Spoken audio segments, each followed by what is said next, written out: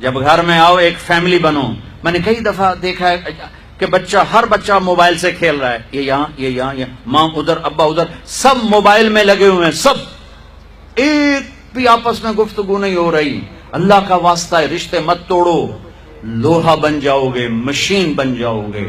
اس mobile نے جغرافیہ سکیڑ دیا اور دلوں کو مشرق اور مغرب سے زیادہ دور کر دیا. یہاں بیٹھ کے امریکہ کی آواز سنو، لیکن یہاں بیٹھ کے دل اور دل سے نہیں ملا ہوا.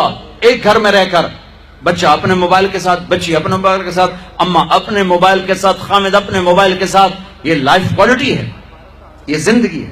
کھاتے کھاتے موبائل، سودے، یہ زندگی ہے. پیشاب کرتے موبائل، یہ زندگی ہے.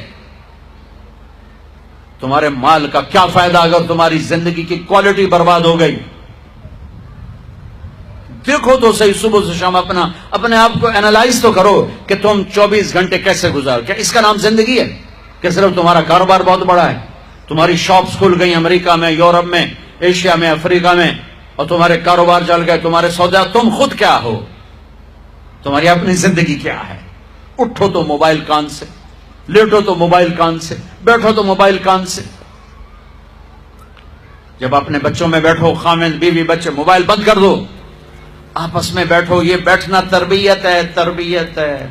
نصیحت کرنا تربیت نہیں ہوتی، رویے تربیت ہوتے ہیں، رویے، سلوک. بیوی کو محبت دو، بیوی خامد کو محبت دے. درگزر اللہ کے واسطے پکڑ تھکڑ کا معاشرہ ختم کرو، تنقید اور طنز کا معاشرہ ختم کرو. مائیں چھوٹے سے بچے کو بڑا بنانے کے چکر میں ادھر سے تھپڑ ادھر سے تھپڑ، یہاں نہیں بیٹھنا، یہاں نہیں بیٹھنا، یہ نہیں کھانا، وہ نہیں کھانا، یہ کیا کیا، وہ کیا کیا. سہم سہم سہم. بچہ ماں باپ سے کٹ کے کہیں کا کہیں چلا جاتا. مجھے پتا ہے تم نہیں کرو گے، لیکن سنو تو صحیح.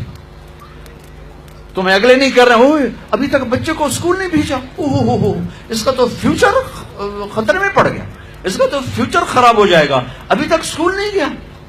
حالی ادھر پیمپر لتھا نہیں، ابھی تک اسکول نہیں بھیجا.